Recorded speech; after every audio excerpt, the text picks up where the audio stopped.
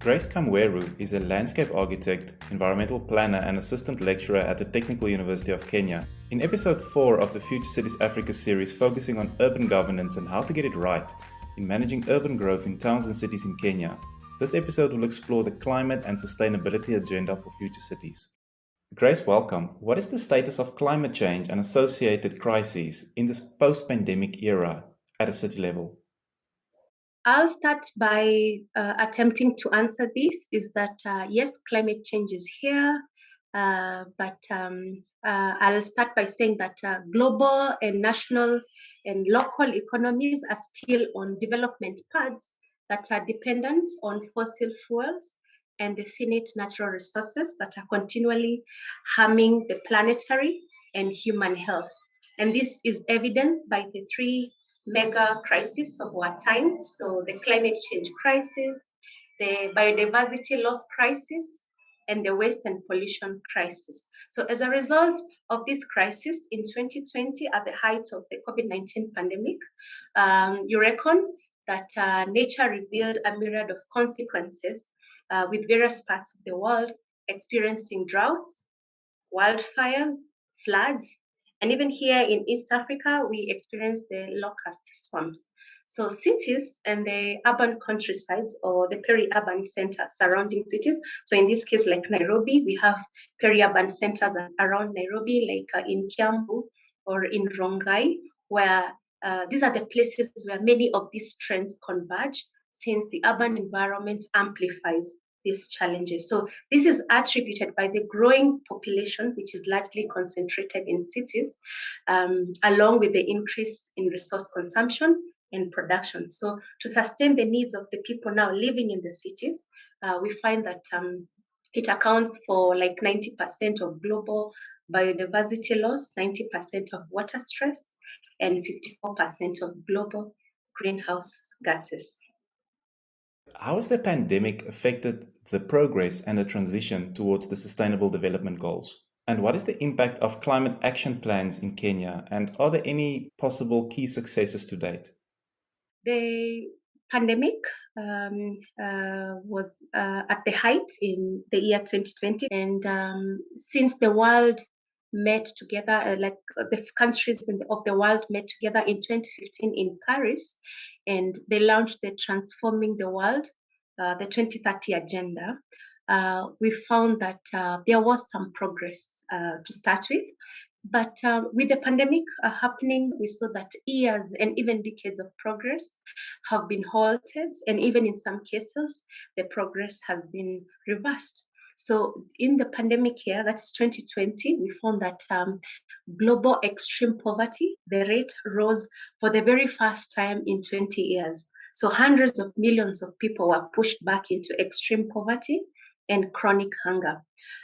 You reckon with the pandemic, it's obvious that the health sector was the one that was most affected. I mean, we saw millions of people losing their lives, losing their livelihoods, and even today, we still find millions of people grappling with the virus, despite the advances with the vaccine.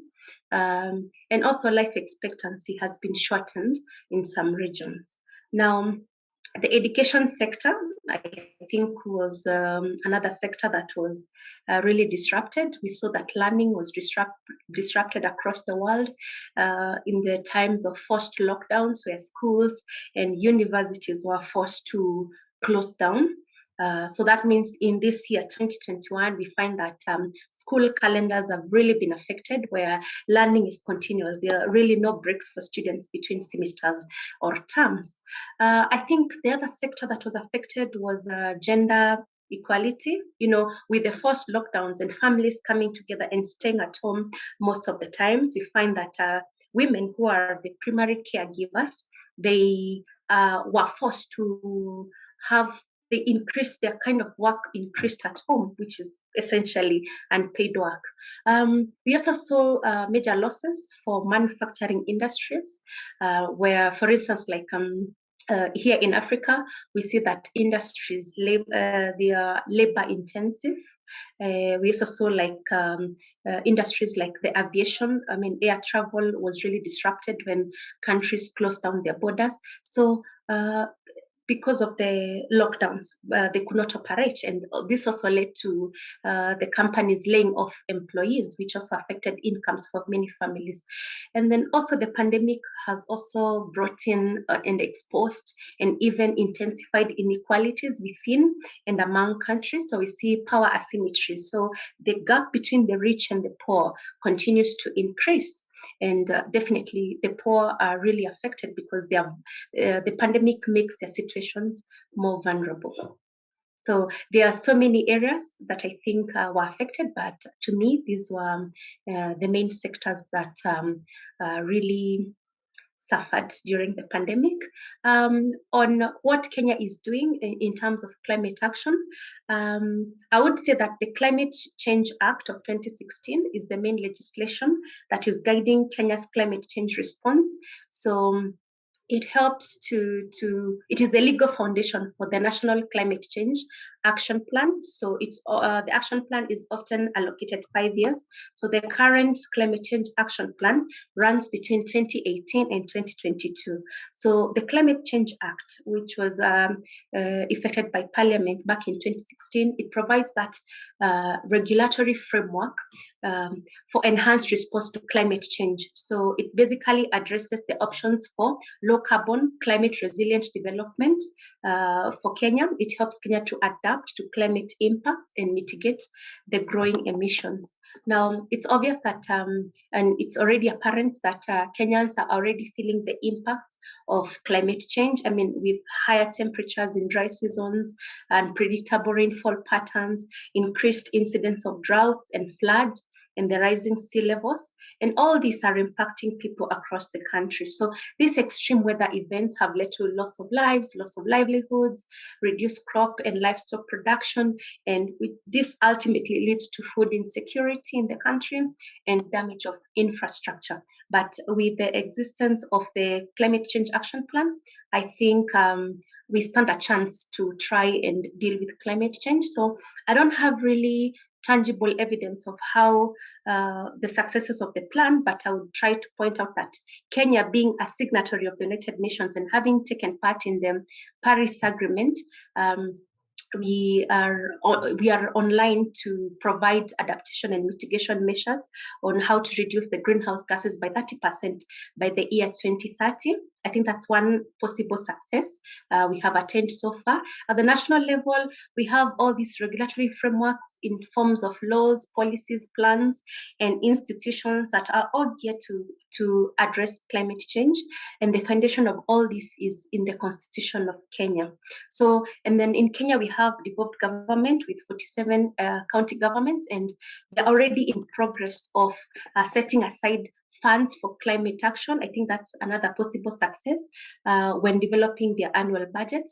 And lastly, the Climate Change Action Plan works in tandem with the Big Four agenda, which is the current government's blueprint towards achieving the Vision 2030. So it has priority areas in food security, affordable housing, manufacturing, and affordable healthcare. How is the growth by gross domestic product or GDP no longer sustainable for countries? I'll start by giving a brief history. About 50 years ago, a team of 30 think tanks, there were like different scientists from 10 different countries across the world. They met in Rome. So they were dubbed the Club of Rome. So they met to discuss the trends of the world back then. That was back in 1968. So they were discussing about the exponential growth of population, industrialization, pollution, agricultural production, and the resource depletion. So in in 1972, their report, The Limits to Growth, was published, and it gave insight into how unsustainable that kind of growth is in a planet that is marked by finite resources. So nonetheless, the gross domestic product, what you call the GDP, it remains the supreme indicator of any country's economic strength up to date. So we find that cities alone account for like 85% of global GDP.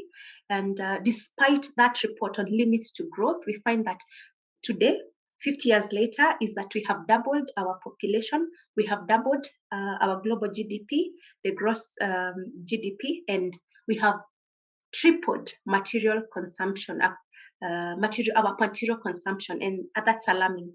So that's according to World Bank interactive data of 2020. So this pursuit for more growth by GDP is deeply embedded in the linear economic model of take, make, use, and waste. So what is happening is that we are taking pristine resources in a faster rate than they can replenish themselves, making products, using them, and throwing them away after single use. So leading to the entire waste crisis that we have in global cities. So this kind of growth, linear growth, has come under scrutiny by the Intergovernmental Panel of Climate Change, the IPCC, who warned that the world faces severe, pervasive, and irreversible damages due to the rising of greenhouse gases emissions out of the kind of production that we have in place today. So the latest IPCC report of August 2021 was actually dubbed the Code Red for Humanity by the United Nations, and it highlights those extremes of climate change and the associated effects. And this is because of as a result of our indiscriminate consumption and production patterns. So to try and show the linkage between this resource use and the problems of meeting our needs, sort of digress into the new science. And we cannot, maybe I can reflect back by using the donut economic model by economist Kate Raworth, where she has developed this simple compass showing an inner ring that just basically shows the social foundations or the needs of the people, and an outer ring of showing the 9 planetary boundaries, which I'll be explaining shortly, and the middle ring, which she calls them the sweet spot for humanity, or what I would call the sustainable development. It shows that kind of relationship where, indeed, for us to attain sustainable development, it means we can do so by meeting all the needs of the people. So not having a shortfall in the social foundation of the people, but doing so in a way that we do not transgress the life supporting systems that are depicted within the 9 planetary boundaries. So when you talk about the social foundation, we are basically talking about what we need as humans. What are our social aspirations? We need water, we need food, health, education, decent income, peace and justice, political voice, social equity, gender equality, housing, networking, and energy. And everybody needs that in the world. So you find that there's a bit of disparity, because you find that countries in the more affluent countries are able to meet all these needs. And the less affluent countries have shortfalls in meeting that. But the disparity comes in that as the more affluent countries are able to meet the social foundation, they are doing so while transgressing the 9 planetary boundaries. So currently, we have already surpassed 4. So just for those who've not come across this, is that these boundaries, we are talking about climate change, ocean acidification, chemical pollution, nitrogen and phosphorus loading, freshwater withdrawals, land conversion, biodiversity loss, air pollution, and ozone layer depletion. So when you say we have transgressed 4, currently we have transgressed on climate change, biodiversity loss, land conversion, and the nitrogen and phosphorus loading. So you find that there is danger in that, because we are living in a society that is highly consumptive. You reckon that we are living in the era of social media and advertising, and we are seeking lifestyles that seek for bigger things, faster things, more things. And these kind of lifestyles, really, to meet these needs of the people currently, we are gradually transgressing these life-supporting systems of the planet. And all this is destabilizing sustainable development. Thank you. Grace, you've hinted at the circular economy. Is this the opportunity of our time for completing the picture in addressing climate change, besides shifting to renewable energy? Yes, indeed. I concur that indeed circular economy is the world's largest opportunity of our time to address climate change. And this is actually affirmed by architect William McDonough, who happens to be the pioneer of the cradle to cradle concept. So this statement has also been compounded widely.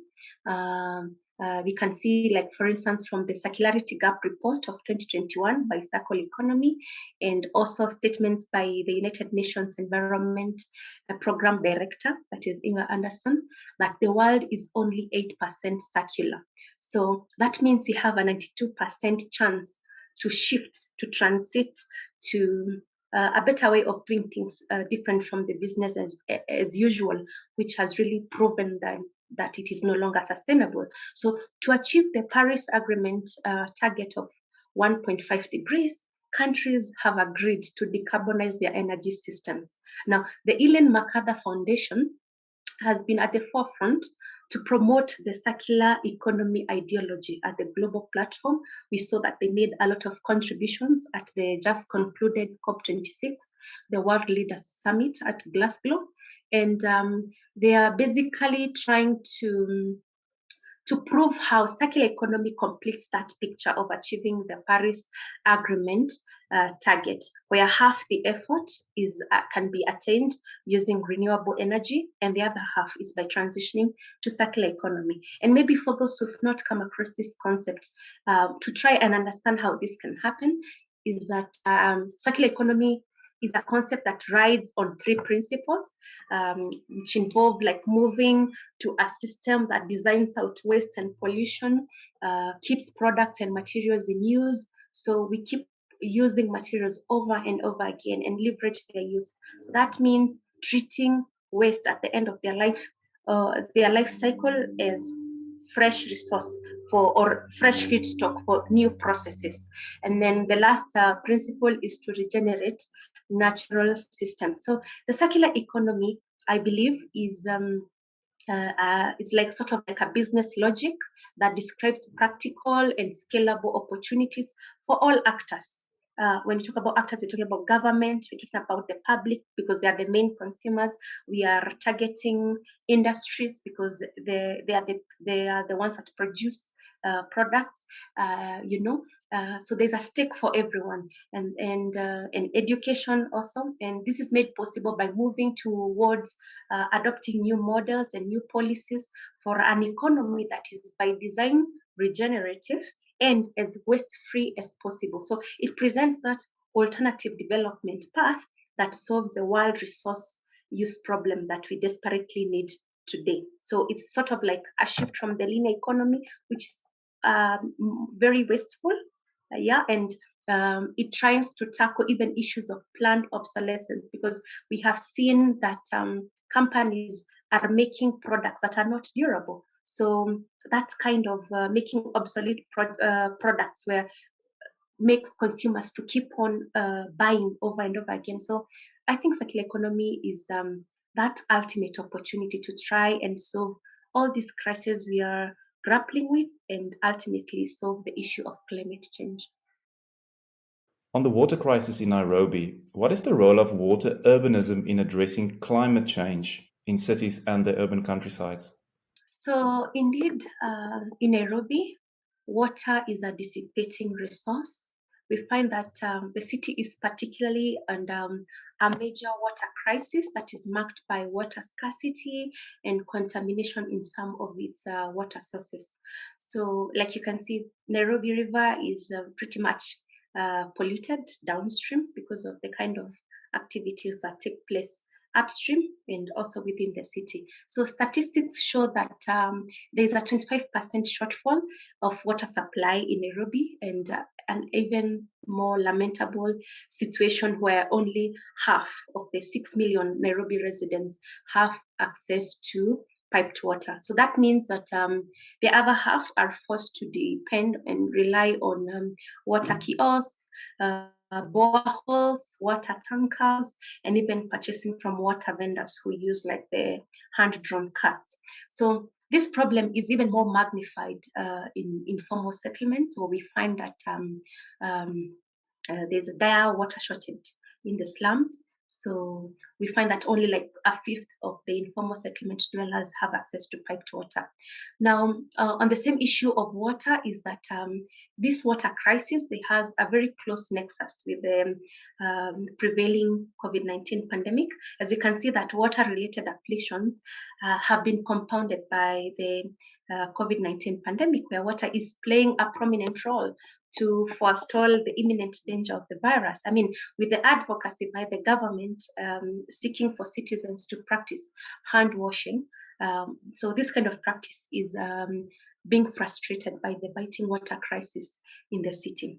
Now, having noted this problem, is that I believe that water and forest urbanism in the context of built environment has the potential to address these problems, to address climate change, to address issues of water pollution, and all these problems within the water sector. So water and forest resources in cities like Nairobi, which is expanding very fast, and especially on the hinterland, so the countrysides or the peri-urban areas that surround the city. So they can play a crucial role to spread urbanity. So we have to rethink alternative water and forest management techniques, and this can help to address issues of pollution, deforestation, agricultural and poor agricultural techniques that lead ultimately to contamination of the water. So to achieve this, we can attempt to lobby for like scalable water sensitive adaptations from the household level to neighborhood level, at the city scale, and even at the territorial scale. So here we are looking at interventions such as rainwater harvesting, use of like communal reservoirs to reduce groundwater extraction, because like in Nairobi, you find that so many people dig boreholes. So that also destabilizes groundwater reserves. And then techniques such as drip irrigation, so in farms or orchards within the this rural metropolis surrounding the cities. So that helps to also conserve the amount of water. In terms of dealing with water pollution, so we can look at regenerative designs, like use of constructed wetlands to try and polish this wastewater before it gets to the water sources. So that would come in very handy, especially for industries that often discharge their post-industrial effluents into the rivers. So this would come in really handy. And dealing with these problems also means with dealing with the issues upstream. So it's and sort of like looking at water management at the territorial level. So we look at the entire watershed. So also improving agriculture upstream, meaning like use of nature-based solutions, use of natural fertilizers. At the city level, we also have issues of stormwater management. Like in Nairobi today, after short downpours, we find that part of the city is flooding. So if we can look at adaptations such as use of permeable paving, use of like incorporating rain gardens in the open spaces within the city, bioswales, all this can assist in stormwater management and to help reduce flooding and to help in recharge of groundwater reserves. So we have seen cities in other places in the world where they actually go a step further of transforming these spaces, which, well, on one side, they're dealing with that scientific function of stormwater management, but at the same time, they are used as dual spaces to also meet recreational needs of the people. So you find like constructed wetlands are made into parks, and they can bring in people for user experience, for recreation, for research, you know. So all these things are things that we can try to look at. How can cities achieve sustainable settlements through the provision of affordable housing to all socio-economic groups in the city? The rapid rate of population growth in Nairobi City has resulted to increased demand for housing and related infrastructure, which outpaces the supply. So this leads to proliferation of slums marked by insufficient basic services for the lower income groups. And the same problems also affects the wealthy citizens. So here, the other side is that the wealthy city dwellers, they also face debt and sustainability. This is through the hefty mortgages that they ascribe to be able to provide also housing for them through the new capitalistic growth of new towns and gated communities, especially in the urban countrysides of the city where they prefer to stay. So provision of affordable and adequate housing for all these different kinds of socioeconomic groups is actually a problem. And this is further escalated by more challenges. Say, for instance, there's high cost of land and high cost of building materials. There's also poor governance and corruption in the housing sector, conflicting cultural interests. We have issues of like tenure insecurity. And in cases of like slum upgrading projects, we've seen challenges of like long implementation time of these housing projects, which pave way for loss of funds, which are meant for slum eradication and provision of affordable housing to the lower income groups. So the other problem that we can't ignore is the problem of waste management, which I have covered in the above discourse. So there's a lot of poor waste management within the housing sector, and this is because there is low investments in waste infrastructure. We do not segregate our waste at the source, which makes recovery and recycling quite difficult and unsafe and costly and also very ineffective. Now, to try and explain how this transition to circular housing strategy as a solution to all these problems, how it can help to bring about ecologically safe and socially just future in our cities, is that circular housing strategy presents a framework for tackling all these challenges. So it does so by it is linked with the ambitions of the Sustainable Development Goals to meet the social aspirations of the people. So pretty much the social needs of the people. So housing helps to eradicate poverty. It helps to improve health, creation of employment, reduced inequality, and creation of sustainable settlements. Now, integrating green building practices, this is in architecture and related disciplines, is that and also incorporation of green spaces. So this one is like leveraging the strategies by like landscape architecture. All these, they help to offer ecological support to the environment, and this can be done so through like carbon. When you have more green spaces, we are able to sequestrate carbon. We're able to also incorporate strategies like renewable energy use. We are also, when you create green spaces, we are also creating new habitats for biodiversity. We are also able to reduce air and water pollution and reduce waste generation, and ultimately also reduce land conversion. Now, the housing sector also involves extraction of lots of natural materials. You reckon that we use materials such as timber, stones, water, sand, and like in my previous explanation of how this over extraction of these natural resources is really alarming, because we are not giving them time to replenish themselves. So this kind of extractions, we can try and rethink how we can replace that. Let's say we can involve this practice can be in tandem with like afforestation practices to help in replacing the trees that are being cut down for timber.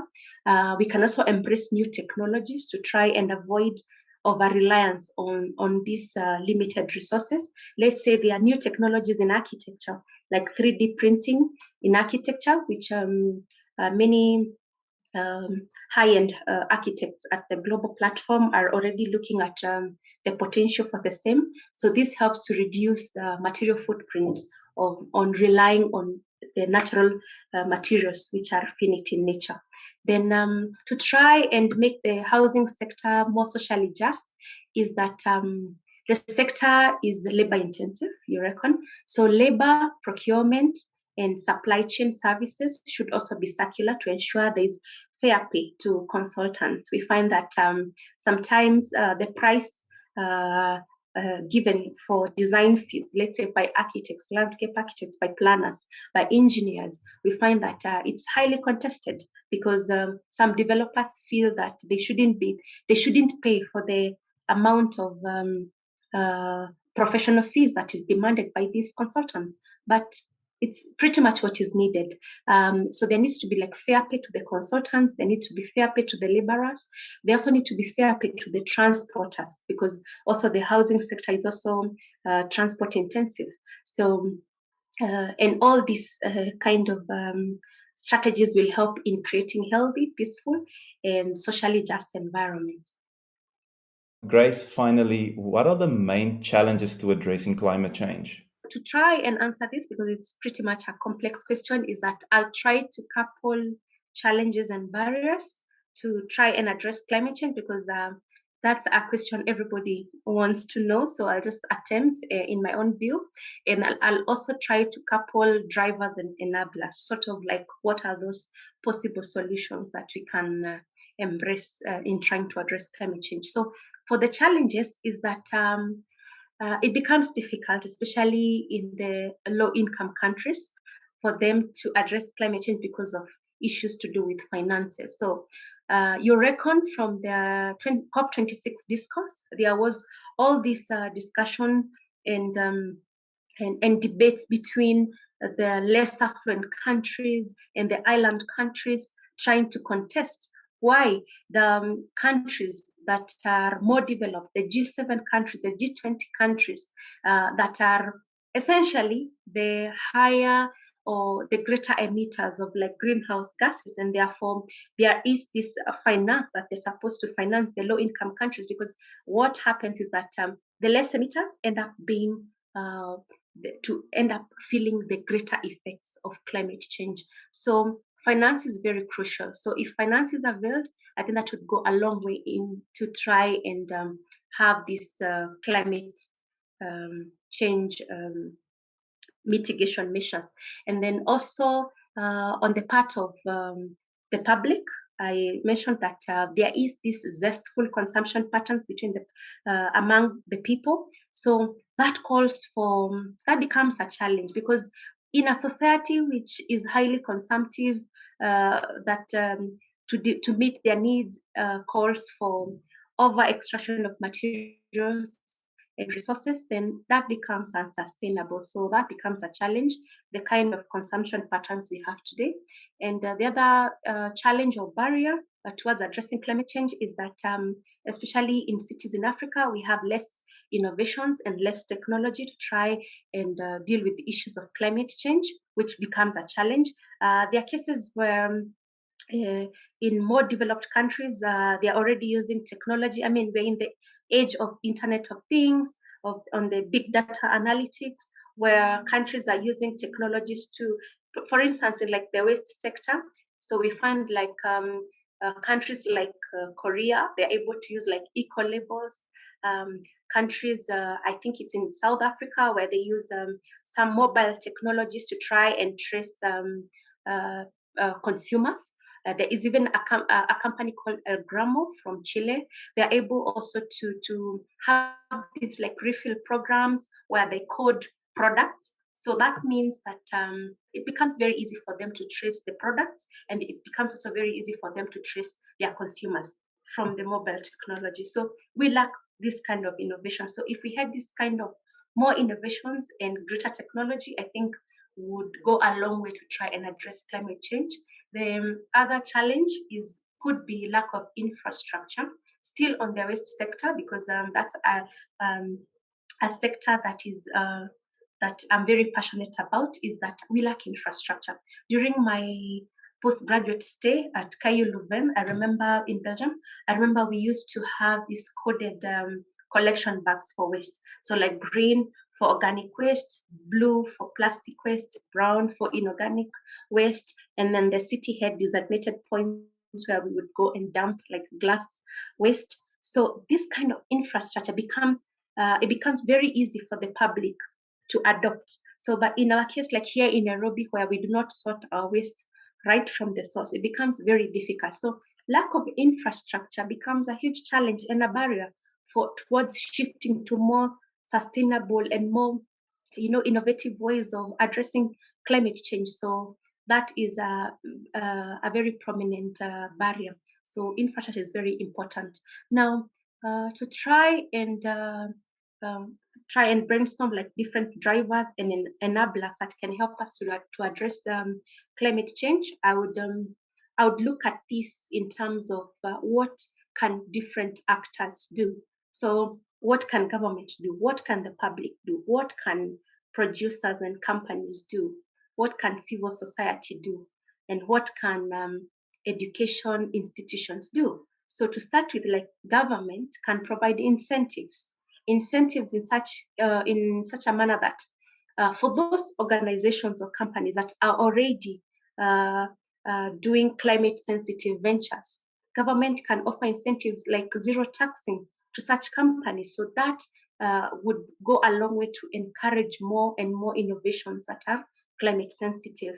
Um, uh, Technology is very vital. So I think that also is a responsibility of the government. If they can help people to adopt these new technologies and maybe try to finance these technologies and also provide the right kind of infrastructure, I think that would go a long way to try and address climate change.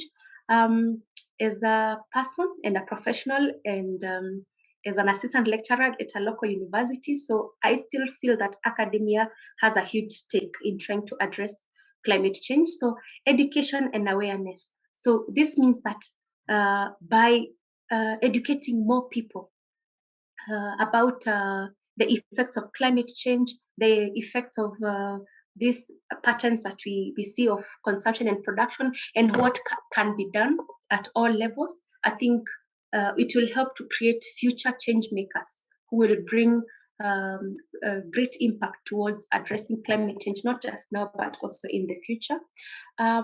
There's also the aspect of planning and finance. Like I mentioned, that for all great innovations that are trying to address climate change, finance is needed. And therefore, if we can have more donors, more NGOs, even at the international level, that direct their finances towards climate action, I think that would go a long way to addressing climate change. The other aspect would be, like I mentioned, yes, especially in here in Africa, even here in Kenya, we have all these frameworks in place. We have legislation, we have laws and policies, we have institutions, and all these have very clear mandates. They are very ambitious. They already, it's very clear. They denote how they can address climate change, but that's at a theoretical level. So I find that the challenge with our institutions is that there is this silo mentality. So you find that institutions work in solitude. So even if they are making efforts, the efforts are incremental. You find the gains are incremental. The gains are short-lived. The gains are only felt in different parts of the city. So I think one way of institutions can amend is by collaborating so that efforts and policies and actions are harmonized, like systems thinking, so that this issue of climate change is dealt with by all actors in that closed loop, in that,